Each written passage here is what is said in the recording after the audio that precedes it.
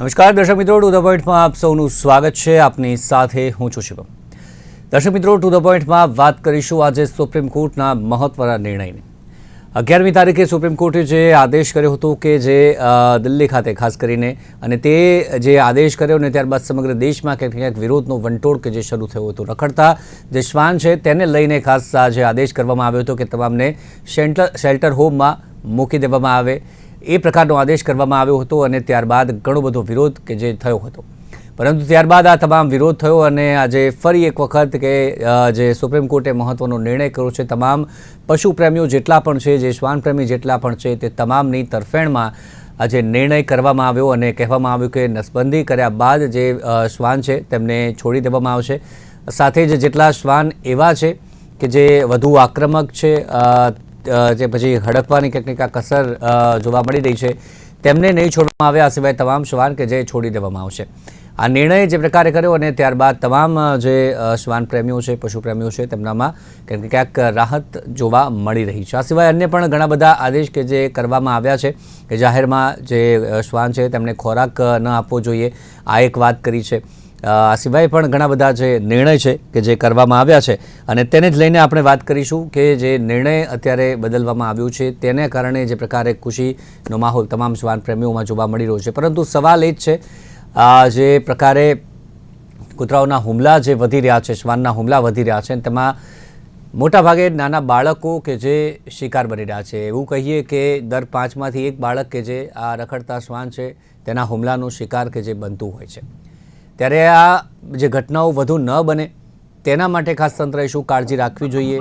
જે આપણે રસીકરણ વાત કરીએ કે પછી જે નસબંધીની આપણે વાત કરીએ, જે આદેશ કર્યો છે સુપ્રીમ કોર્ટે, તો તે કેવી રીતે અને પૂરું કરવું જોઈએ.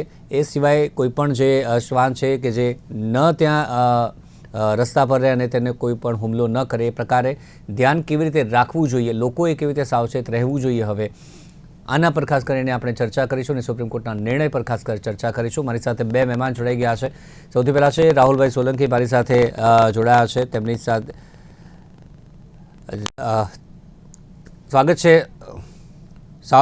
છે રાહુલભાઈ આપનું. અને રાહુલભાઈની વાત કરીએ તો નેચર હેલ્પ ફાઉન્ડેશન સાથે જોડાયેલા છે. સતત આ જે પ્રકારની જે પ્રવૃત્તિઓ છે તે કરતા હોય છે, ખાસ પશુ પ્રેમને લગતી હોય છે, અને તેમની પાસે પણ જે ઘણા બધા શ્વાન છે અને તેને નજીકથી એ ઓળખે છે, એટલે આપણી સાથે અત્યારે જોડાયા છે. અને સાથે જ મારી સાથે ડૉક્ટર ભાવેશ સોલંકી જોડાયા છે, જે પોતે ફાઉન્ડર છે RSSS એટલે કે એટલે કે rescue and rehabilitation of stray animals foundation અને એનિમલ વેલફેર ઓફિસર પણ છે. સ્વાગત છે ડૉક્ટર ભાવેશ આપનું પણ. સૌથી પહેલાં રાહુલભાઈ આપનાથી શરૂઆત કરીએ.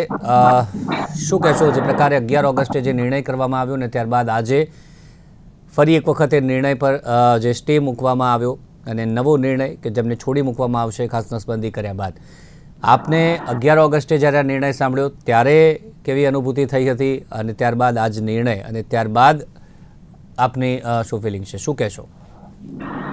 જી, 11 ઓગસ્ટે જ્યારે સુપ્રીમ કોર્ટનો આદેશ થયો કે દરેક સ્ટ્રે ડોગ છે એ સ્ટ્રે ડોગને શેલ્ટરમાં મૂકવા, તો એ નિર્ણય લેવો ત્યારે ઘણું દુઃખ થયેલું. અને એકચ્યુઅલી એ પોસિબલ પણ નહોતું, પરંતુ તેમ છતાં એ નિર્ણય લેવાયો અને એના પર કામગીરી ચાલુ થઈ ત્યારે દુઃખ થયું હતું. પણ આજે જ્યારે રાહતના સમાચાર સાંભળ્યા કે જનાવરને જ્યાં ત્યાં છે ત્યાં પાછું મૂકવામાં આવશે, ખસીકરણ કરવામાં આવશે અને ત્યારબાદ એને વેક્સિન મૂકી અને જે તે સ્થળ પર પાછું મૂકશે, એવો નિર્ણય આવ્યો ત્યારે આનંદ થયો. દરેક વસ્તુઓ સાથે હું સહેમત નથી, પરંતુ એક મને બહુ આનંદની લાગણી છે કે એમણે ઘણા બધા નિયમો બનાવ્યા છે. એમાં એક ખાસ કરીને આ નિર્ણયની અંદર મને આનંદવાળી વાત એ લાગી કે શ્વાન માટે સ્પેશિયલ ખવડાવવા માટેની જગ્યા ઊભી કરવી, જે અત્યાર સુધી ક્યાંય હતી નહીં. અને સરકાર દ્વારા જ્યારે એની જાહેરાત કરી ત્યારે લીગલી એ વસ્તુ જાહેર થયું છે, એટલે શ્વાન પ્રેમીઓમાં ચોક્કસપણે એની આનંદની લાગણી જોવા મળે છે. જી જી હવેશભાઈ, આપે પણ સમાચાર જોયા છે જે નિર્ણય ખાસ કરીને બદલવામાં આવ્યો તેને લઈને. શું કહેશો, કેટલું જરૂરી હતું જે પ્રકારે લોકોનો વિરોધ સામે આવી રહ્યો હતો અને ત્યારબાદ આ નિર્ણય? અનમ્યુટ કરજો, મ્યુટ છે.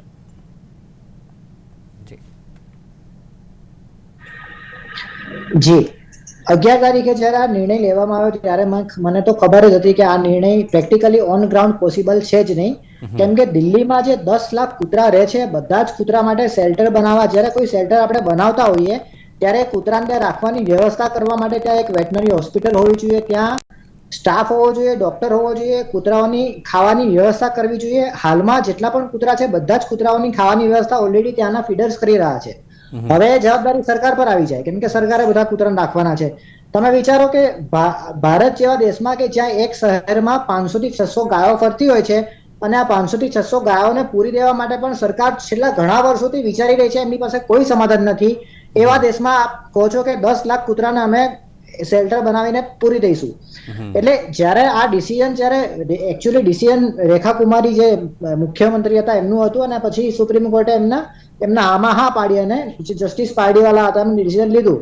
મને તો એ સમયથી લાગતું જ હતું કે આ ડિસિઝન ઓન ગ્રાઉન્ડ ક્યારેય પોસિબલ છે જ નહીં. પણ આજે જે નવી બેચે ડિસિઝન લીધું એને ખરેખર હું હકારાત્મકતાથી અને હું એક્સેપ્ટ કરું છું અને મને લાગે છે કે ખસીકરણ અને જે નસબંધી અને વેક્સિનેશન છે એ જ એકમાત્ર ઉપાય છે આ જે પૂરી સિચ્યુએશન છે એને દૂર કરવાનો.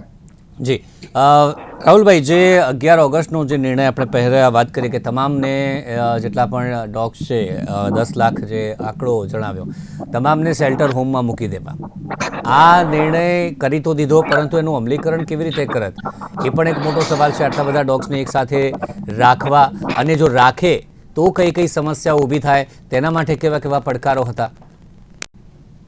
જી, પહેલું જેમ ભાવેશભાઈએ કીધું કે આ શક્ય જ નથી ગ્રાઉન્ડ લેવલ પર, કારણ કે એટલી મોટી પ્રિમાઇસીસ અને એક સાથે આ ડોગને રાખવા.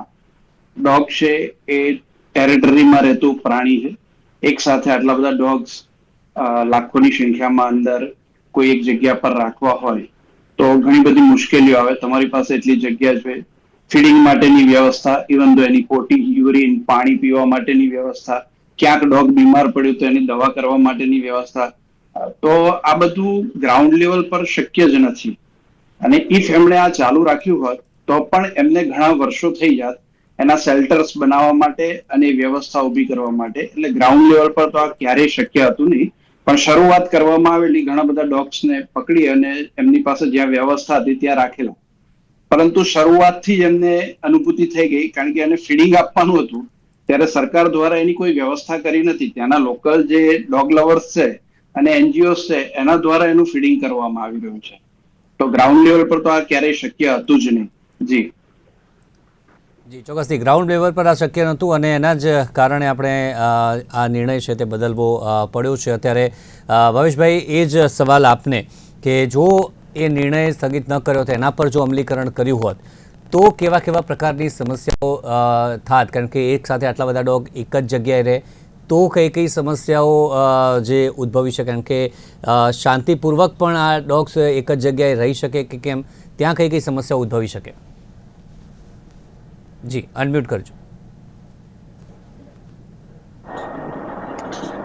10 લાખ કૂતરાઓને એક સાથે રાખવા ક્યારેય પોસિબલ છે નહીં. મારું પોતાનું એનિમલ શેલ્ટર છે. મારા કૂતરામાં જ્યારે મારા એનિમલ શેલ્ટરમાં જ્યારે 100 થી 200 કૂતરા ભેગા થાય ને ત્યારે તો પણ મને ખબર પડે કે એ લોકોની આંતરિક જે ફાઇટ હોય છે એ લોકો માટે મોટા લેવલ પર કિચન્સ ઊભા કરવા, એ લોકો માટે મોટા લેવલ પર હોસ્પિટલ્સ ઊભી કરવી, ડોક્ટર અને ક્લીનરનો સ્ટાફ રાખવો, એ લોકો માટે એટલા મોટા લેવલમાં જમવાનું બનાવવું. કદાચ ડોગ સાથે રહેવા ટેવાયેલા નથી, એ લોકો ફાઇટ કરે, એક કૂતરું બીજાને કરડે, વુન્ડ થાય, એના કારણે એ વુન્ડની ઇમિડિયેટલી ટ્રીટમેન્ટ આપવી. તમે વિચારો કે 10 લાખ કૂતરામાં કોઈ કૂતરું એવું હશે કે જે વાયરલ ઇન્ફેક્શનના કારણે આવ્યું હશે. વાયરલ એટલે કે પાર્વો કાં તો ડિસ્ટેમ્પર.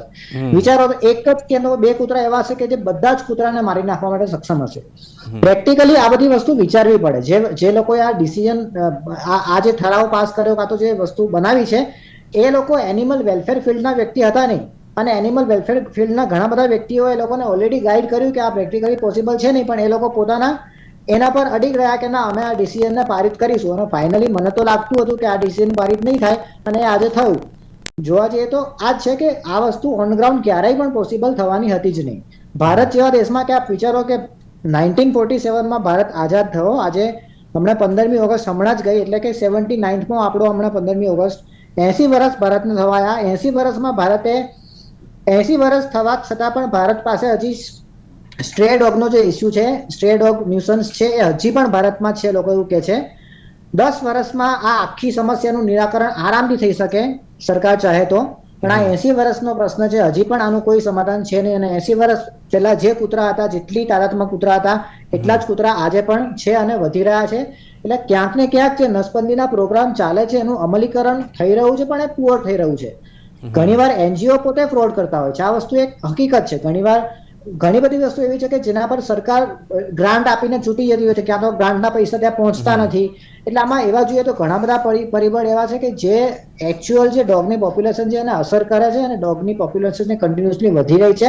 અમારો પ્રશ્ન એ છે કે ડોગને તો કોઈ હાનિ ના થવી જોઈએ, પણ સામે પક્ષે જે નાના બાળકો છે એ લોકોને પણ વેક્સિન આપીને આપણે એ લોકોને પણ રેબિસના જે ડર છે એનાથી મુક્ત કરીએ. એટલે બંને પક્ષને સાચવવાના છે, ડોગને પણ સાચવવાના છે, અને નાના બાળકને પણ કોઈ હાનિ થાય એવું કૃત્ય નથી કરવાનું.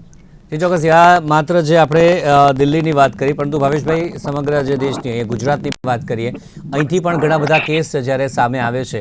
તમામનું રસીકરણ જે પ્રકારે કરવું, જે નસબંધીની આપણે વાત કરી રહ્યા છીએ, તે કામ કઈ રીતે કરવું જોઈએ, તંત્રએ કઈ રીતે આગળ વધારવું જોઈએ જેથી જલ્દીમાં જલ્દી આ કામ પૂર્ણ થઈ શકે, કે પછી આમાં પણ કોઈ એવી વાત રહી જાય અને પછી આ મુદ્દો ક્યાંક ને ક્યાંક ભૂલાઈ જતો હોય છે. ફરી એક વખત જ્યારે આવી ડોગ બાઇટની ઘટના બને ત્યારે ફરી એક વખત આ ઘટના યાદ આવે છે આપણને. હું આપને ઘટના કહું. 2016માં એક ઘટના ઘટી. કેરલાની વાત છે. કેરલા એક ટુરિસ્ટ સ્ટેટ છે. ટુરિસ્ટ સ્ટેટ હોય એટલે ત્યાં ઘણા બધા ટુરિસ્ટ બહારથી પણ આવતા હોય, ભારત બહારથી પણ આવતા હોય. એટલે સરકારની જવાબદારી છે કે ત્યાં એક ફંડ ફાળવે અને એનો ફંડનો યુટિલાઇઝેશન થાય ડોગની વસ્તી છે ઓછી કરવા માટે. કેરલા ગવર્મેન્ટ જે ટુરિસ્ટ સ્ટેટ છે એ લોકો પાસેથી વર્ષોથી એ લોકો પાસે ફંડ આવતું હતું, પણ સરકારે ક્યાંક ને ક્યાંક પૈસા યુટિલાઇઝ ના કર્યા. ત્યાંની કેટલીક કરપ્ટેડ ઓથોરિટી હતી અને કૂતરાના પૈસા એ લોકો ખાઈ ગયા, ગ્રાન્ટ ખાઈ ગયા, અને પરિણામે ત્યાંની સંખ્યા વધી કૂતરાઓની. હવે સરકાર જ્યારે ગ્રાન્ટ આપતી હોય ત્યારે એનું ઓડિટ પણ માંગતી હોય. એટલે સરકારે ઓડિટ માંગ્યું થોડા વર્ષો પછી કે તમારી કૂતરાની સંખ્યા પહેલા આટલી હતી, હવે કેટલી છે બતાવો. એ લોકો પાસે કોઈ જવાબ હતો નહીં, અને એ લોકોએ કૂતરાઓનું કલિંગ એટલે કે કૂતરાઓને મારી નાખવાનું ચાલુ કર્યું 2016માં. કેરલા ગવર્મેન્ટે 2016માં 60% કૂતરાઓને મારી નાખ્યા. એવું લાગતું હતું કે હવે સિચ્યુએશન બહુ સારી હશે, પણ જેટલા પણ કૂતરાઓ મારી નાખ્યા, પણ જેટલા પણ કૂતરાઓ વધ્યા, 40% કૂતરાઓ બચ્યા, એ લોકોએ પાછું રિપ્રોડક્શન ચાલુ કર્યું. અને કેરલા સ્ટેટમાં આજે એ જ સંખ્યા છે જે પહેલા હતી. એટલે કે કૂતરાઓને મારી નાખવા કાં તો એને બીજે ખસેડવા એ સમાધાન છે જ નહીં. કૂતરાઓની પ્રોપર નસબંધી કરવામાં આવે તો આપ તમે મુંબઈમાં જોઈ લો, કાં તો ગોવામાં જઈને જોઈ લો, કાં તો ઉટીમાં જઈને જોઈ લો.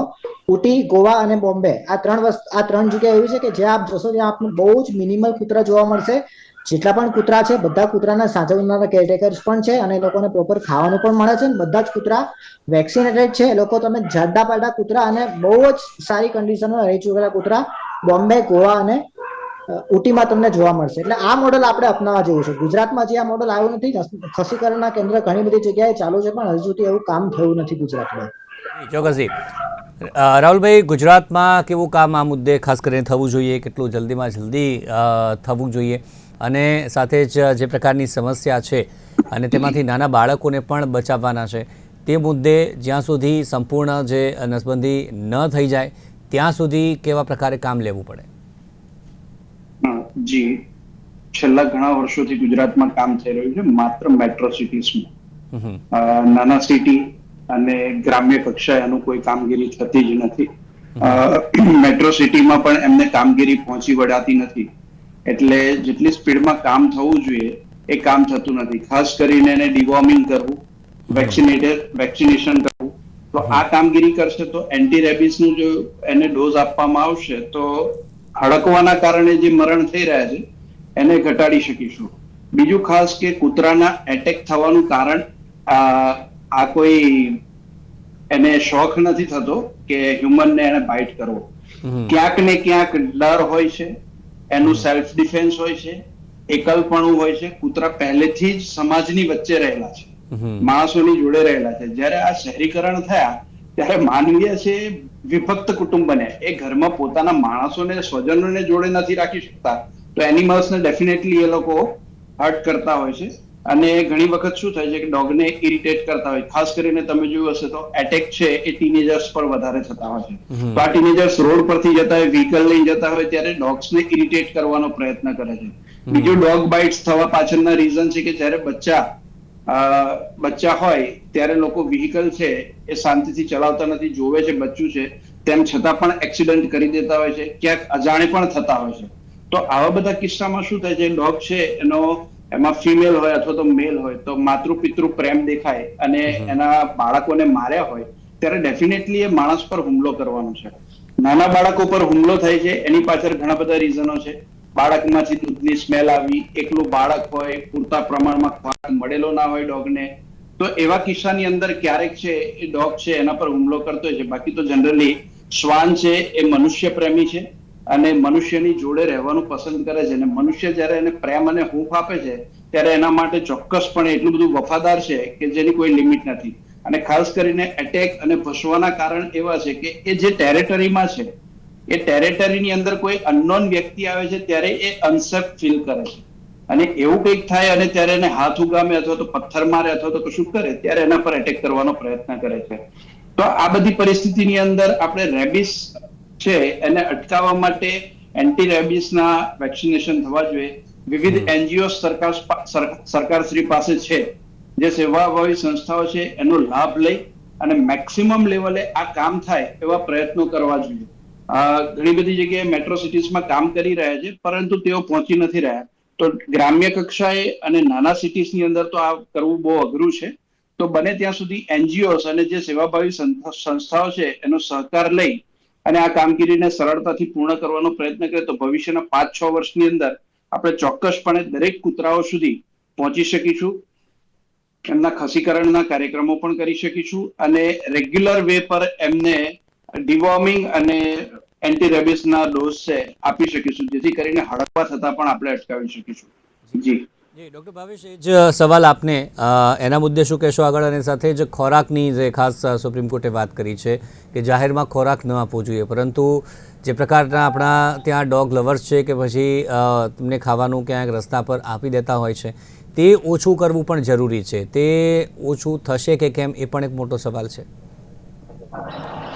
જી, હવે 3 વસ્તુ છે. એક તો કૂતરાઓનું ખસીકરણ એટલે કે નસબંધી સ્ટરીલાઇઝેશન થઈ ગયું. બીજી વસ્તુ એ છે કે જ્યારે પણ કોઈ બાળક હોય કાં તો કોઈ એડલ્ટ હોય એને જ્યારે પણ કૂતરું બાઇટ કરે ત્યારે સમજણ હોવી જોઈએ, કાં તો એ જાગૃતિ હોવી જોઈએ કે મારે પીએચસી કાં તો સીએચસીમાં જઈને વેક્સિન લેવાનું છે. આ વેક્સિન તદ્દન ફ્રીમાં આપે છે, પણ ઘણીવાર એવું બને છે કે આ જાગૃતિ નથી. હવે જે રેબિસ છે એ રેબિસ એક એવો ડિસીઝ છે કે એક એવો વાયરસ છે કે જે આજથી 5 વર્ષ પછી પણ થઈ શકે. તમને ખબર ના હોય કે ડોગ તમને ક્યારે બાઇટ કર્યું હતું.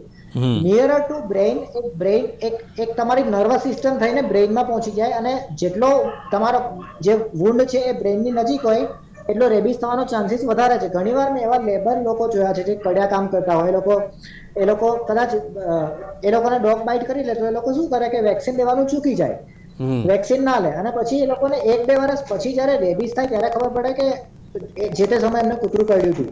એટલે અહીંયા કહેવાની વસ્તુ છે કે આપણે સ્ટરીલાઇઝેશનની વાત કરીએ, આ બધી વસ્તુ બરાબર છે, પણ જ્યાં સુધી રેબિસ બાબતે પ્રોપર અવેરનેસ નહીં હોય, જેવી રીતના ભારતે પોલિયોને નાબૂદ કર્યો અને ભારત હજુ પણ એના સર્વેલન્સ માટે કામ કરી રહી છે. ડેવલપિંગ કન્ટ્રી અને ડેવલપ કન્ટ્રીમાં ભારત એકલો દેશ એવો છે કે જ્યાં રખડતા કૂતરાઓનો પ્રોબ્લેમ છે, પણ આ પ્રોબ્લેમ એવો નથી કે જેને આપણે હ્યુમન વેથી સોર્ટ આઉટ ના કરી શકીએ. હું તો એવું કહું છું કે જેટલા પણ લોકો છે એ લોકોને બધાને ખબર હોય કે જે પણ લોકોને ડોગ બાઇટ કરે એ પીએચસી અને સીએચસી વેક્સિન લઈ લે. બીજી એક વસ્તુ સારી આણંદમાં મેં એ કરી કે આણંદમાં અમે 60% કૂતરાને વેક્સિન આપી દીધા છે. દર વર્ષે અમે આ જે ડ્રાઈવ છે વેક્સિન આપવાની રિપીટ કરીએ છીએ દર વર્ષે. હવે અમે જે કૂતરાને વેક્સિન આપ્યું છે એ કૂતરું કદાચ કોઈને બાઇટ કરે અને પેલા વ્યક્તિ જો વેક્સિન લેવાનું રહી જાય, ચાન્સીસ બહુ ઓછા છે કે એ ભાઈને રેબિસ થાય. પણ જો અમે કોઈ કૂતરાને રેબિસ વેક્સિન ના આપ્યું હોય અને એ કૂતરું કોઈને કરડી જાય તો ચાન્સીસ છે. જો બધા કૂતરા રેબિસ હોતા નથી, બધા કૂતરા રેબિસ નથી હોતા, પણ હા, રેબિસ વાયરસ એવો છે કે જ્યારે એની ઇમ્યુનિટી ઓછી થાય ત્યારે એનામાં આવી જાય. લાઈક કોવિડમાં કેવું હતું કે આપણી ઇમ્યુનિટી ઓછી થાય ત્યારે કોવિડ આપણા પર હાવી થઈ જાય. કૂતરામાં પણ એવું છે કે એની ઇમ્યુનિટી ઓછી થાય તો રેબિસ વાયરસ એનામાં હાવી થઈ જાય. રેબિસ કૂતરા સિવાય બેટ્સમાં જે ચામાચીડિયા છે, જેકલ્સ જંગલમાં શિયાળ છે, ઘણા બધા એવા પ્રાણીઓમાં રેબિસ છે, પણ મેઇનલી કૂતરું સોશિયલ એનિમલ છે. એટલા માટે આપણને એવું લાગે છે કે આપણી બાજુમાં રેબિસ વાળું એનિમલ છે, પણ બધા કૂતરા 95% કૂતરા રેબિસ નથી હોતા. ખાલી કેટલાક કૂતરાને રેબિસ ઇમ્યુનિટી ડાઉન થાય છે, એના કારણે રેબિસ થાય છે. પણ જો એવા કૂતરા પણ બાઇટ કરે અને તમે સમયસર વેક્સિન લઈ લો તો કોઈ ડરવાની જરૂર નથી. ભારતમાં એક WHO નો આંકડો એવું કહે છે કે 20,000 મોત થાય છે દર વર્ષે રેબિસના કારણે. પણ હું તમને એ પણ કહી દઉં કે ભારતમાં 28 લાખ મોત થાય છે ખાલી હાર્ટ એટેકના કારણે, દર વર્ષની વાત છે આ. ભારતમાં 10 લાખ લોકો મરે છે એર પોલ્યુશનના કારણે, ભારતમાં 10 લાખ લોકો મરે છે સ્મોકિંગના કારણે, ભારતમાં 5,56,000 મોત થાય છે ખાલી કેન્સરના કારણે. 73 આ ટોટલ આપણે જોવા જઈએ તો 73 લાખ ડેથ એવા છે કે જે આ બધા રીઝનથી ભારતમાં ટીબીના કારણે 1 લાખ મોત થાય છે અને ભારતમાં HIV ના કારણે દર વર્ષે 1 લાખ મોત થાય છે. આ બધા આંકડાની સામે તમે વિચારો કે રોડ એક્સિડન્ટમાં 1,76,000 લોકો દર વર્ષે મરી જાય છે. આ બધા આંકડામાં આપણે જોવા જઈએ તો 20,000 એવા મોત કે જે પ્રિવેન્ટેબલ છે, જે એકવાર કૂતરું કરડે અને વેક્સિન લઈ લઈએ તો પ્રિવેન્ટેબલ છે, તો પછી આપણે 20,000 થવા શું કામ દઈએ છીએ? એટલે વસ્તુ બે મુખ્ય છે. ક્યાંક ને ક્યાંક સરકારનો રોલ, NGO તરીકે અમે કામ કરીએ, અમે તો આણંદમાં 60% કૂતરાને વેક્સિન આપી દીધું છે, પણ માણસોને વેક્સિન આપવાની કેપેસિટી અમારી નથી. એ CHC અને PHC નો ભાગ છે. તો સરકાર અવેરનેસ એવી કેળવે કે લોકોને ખબર પડે કે હા, મને કૂતરું બાઇટ થયું છે અને કેટેગરી 3 નું બાઇટ છે, તો હું PHC માં જઈને વેક્સિન લઈ લઉં. એટલે અવેરનેસની બહુ જરૂર છે અહીંયા. અવેરનેસની ખાસ જરૂર છે. સરકારે કેવી રીતે કામ લેવું જોઈએ? રાહુલભાઈ અને ભાવેશભાઈ બંનેને એક સવાલ. અત્યારે તો નિર્ણય કરી લીધો છે અને તેના પર સરકારે કામ શરૂ કર્યું છે, પરંતુ આ ઘણી બધી વખત આપણે ઘણા મુદ્દામાં આપણે જોયું છે કે થોડા ટાઈમ બાદ એમાં કામ થતું નથી, પછી ફરી એક વખત હાઈકોર્ટે ઠપકો આપવો પડે છે કે આમાં શું કામ થયું. આવું ન થાય એના માટે લોકોએ સમયાંતરે સરકારનું ધ્યાન કેવી રીતે દોરતું રહેવું જોઈએ, શું જરૂરી છે એના માટે? રાહુલભાઈ, આપનાથી શરૂઆત કરીએ. જી, સરકાર શ્રી આના તરફ હવે ઝુંબેશ ઉપાડ્યો જ છે. તો દરેક સોસાયટીમાં જ્યાં જ્યાં પણ ડોગ્સ છે, એ લોકોએ સામેથી ત્યાં આગળ એપ્રોચ કરવો જોઈએ. એમની સોસાયટીના ડોગ્સ છે એની માટે આ ABC પ્રોગ્રામ અથવા તો સ્ટરીલાઇઝેશનનો પ્રોગ્રામ છે એ થવો જોઈએ. અને ન્યુટ્રલાઇઝ ડોગ થઈ જશે તો એનું પ્રોડક્શન ઘટશે. બીજી વસ્તુ કે સમયાંતરે એને ડિવોર્મિંગ અને વેક્સિનેશન કરાવવા માટે સ્થાનિક પ્રજા છે એ તંત્ર પાસે ફોન કરી અને જાણકારી આપશે તો ડેફિનેટલી એ વસ્તુ પ્રોપર મેનરમાં થશે. ઘણી વખત એવું થતું હોય છે કે એક વખત વેક્સિનેશન થઈ જાય સરકારશ્રી દ્વારા મેટ્રો સિટીઝમાં, ફરીથી એ ડોગ ક્યાં છે એ પણ ખબર હોતી નથી. તો એ તંત્રને પણ એ લોકલ સોસાયટી જાણ કરશે કે ડોગ હયાત છે, નથી, ક્યાં બીજે ગયું. તો આવું કોઈ ડોગ ચૂકી ના જાય એની માટે સ્થાનિક લોકો છે એ સરકારશ્રીને સહયોગ આપશે તો ડેફિનેટલી આ કાર્યક્રમ છે આપણે 2-5 વર્ષની અંદર પૂર્ણ કરી શકીશું. જી,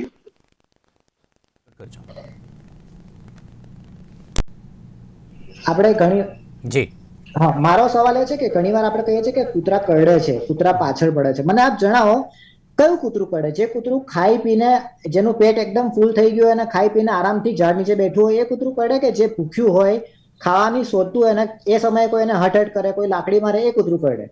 બટ ઓબ્વિયસ છે કે જે કૂતરાની પરિસ્થિતિ ખરાબ હશે એ જ કૂતરું કરડશે. એટલે સરકારની જે વસ્તુ છે કે ડેઝિગ્નેટેડ ખાવાની જગ્યા રાખવાની, સરકારે વાત કરીએ બહુ સારી વસ્તુ છે, હું તો બધાને કહું છું. ઘણીવાર એનિમલ લવર પણ એક્સ્ટ્રીમ થઈને વાત કરે છે ને કે હું મારા ઘર પાસે જ કૂતરાને ખવડાવીશ. એના કારણે શું થતું હોય છે કે આજુબાજુ વાળા 4 લોકોના પ્રશ્નો હોય, પછી એ લોકો વચ્ચે ઘર અંદર ઝઘડા થાય. એના કરતા સોસાયટી 20 ઘરની એક સોસાયટી હોય અને સોસાયટીના નાકે બારે એને ડેઝિગ્નેટેડ ખાવાની જગ્યા નક્કી કરી હોય, બધા લોકો ઘરમાંથી 2-2 રોટલી ત્યાં મૂકી આવે, 4 કૂતરા રહેતા હોય, બધાને ખાવાનું પ્રોપર મળી જાય, સરકાર નસબંધીનું આયોજન કરી લે, એ લોકોનું વેક્સિન થઈ જતું હોય, તો પછી આ પ્રશ્ન મોટો છે જ નહીં. આ 10 વર્ષનો સવાલ છે. 10 વર્ષ એટલે કે 2025માં જો સરકાર પ્રોપરલી ફૂલ ફ્લેજ ચાલુ કરે તો 2035 સુધીમાં ભારત સ્ટ્રે ડોગની જે કન્ડિશન છે એમાંથી મુક્ત થઈ જાય. બીજી વસ્તુ એ છે, હું કહેવા માંગીશ, આપણને ગોલ્ડન રિટ્રીવર છે, લાબ્રાડોર છે, આલ્સેશિયન છે, સિત્સુ છે, બ્લા આપણને બહારની બ્રીડ્સ ઘરમાં રાખવાનો બહુ મોટો મોહ છે, સ્ટેટસ સિમ્બોલ છે કે ભાઈ આ લોકોને ગમશે, બાજુવાળાને બતાવી દઈએ. પણ આપણે કહીએ ને કે મેક ઇન ઇન્ડિયાની વાત કરીએ ત્યારે આપણે જ્યારે આપણી પોતાની બ્રીડ છે, પોતાની ઇન્ડિજિનસ બ્રીડ છે, જેનું મેડિકલ મેન્ટેનન્સ બહુ નીલ છે, જે ભારતીય વેધર પ્રમાણે, ભારતીય એન્વાયરમેન્ટ પ્રમાણે, ભારતીય ફૂડ પ્રમાણે, ભારતીય સોસાયટી પ્રમાણે કેળવેલું છે, આપણે ઘર નથી આપતા, રસ્તામાં રીબાય છે, સફરિંગ કરે છે, અને આપણે બહારના બ્રીડને ઘર આપી દઈએ છીએ. મેક ઇન ઇન્ડિયાની મોટી મોટી વાતો કરે છે, પણ આપણે જે હાઇપોક્રેટ બનીએ છીએ ને એ વસ્તુ ઘણીને ક્યાંક ને ક્યાંક મને અંદર દુખી જાય છે. મને લાગે છે કે આપણે પોતાની જે બ્રીડ છે, આપણી પોતાની નેટિવ બ્રીડ, એને ઘર આપવું જોઈએ. સરકાર કામ કરશે, આપણે કામ કરીશું, બેઉના સાથ સહયોગથી આ પ્રશ્ન છે અને આસાનીથી 2035 સુધીમાં આપણે સોર્ટ આઉટ કરી શકીશું. જે ચોક્કસથી તો યોગ્ય રીતે કામ થાય અને જો એવી રીતે થશે તો આવનારા વર્ષોમાં આપણે આ સમસ્યાથી દૂર થઈ શકીએ છીએ. પરંતુ જો આવીને આવી રીતે કામ થયું અને અગાઉ જે ઘણા બધા કામ એવા થયા છે કે શરૂઆત કરી પરંતુ તેને અંતિમ ક્ષણ સુધી નથી લઈ જવામાં આવી, સારી રીતે કામ નથી થયું અને હજી પણ આપણે સમસ્યાથી પસાર થઈ રહ્યા છે. પરંતુ આ સમસ્યા આવીને આવી ન રહે, કારણ કે નાના બાળકો આનો વધુને વધુ ભોગ બની રહ્યા છે. ત્યારે સરકાર યોગ્ય રીતે આનું કામ લે અને નાના બાળકો માટે પણ ખાસ એના માતા પિતા પણ યોગ્ય રીતે સંભાળ રાખે કે જ્યાં આજુબાજુ સ્ટ્રીટ ડોગ છે તો યોગ્ય રીતે એની સંભાળ રાખે તે પણ જરૂરી છે. એના જ મુદ્દે ખાસ ચર્ચા કરી. ચર્ચામાં મારી સાથે જોડાયા ડૉક્ટર ભાવેશ અને રાહુલભાઈ, બંનેનો આભાર આ ચર્ચામાં જોડાયા તે બદલ. Thank you very much. તો દર્શક મિત્રો, હાલ ટુ ધ પોઈન્ટમાં બસ આટલું જ. ફરી મળીશું મુદ્દા સાથે. રજા આપશો. નમસ્કાર.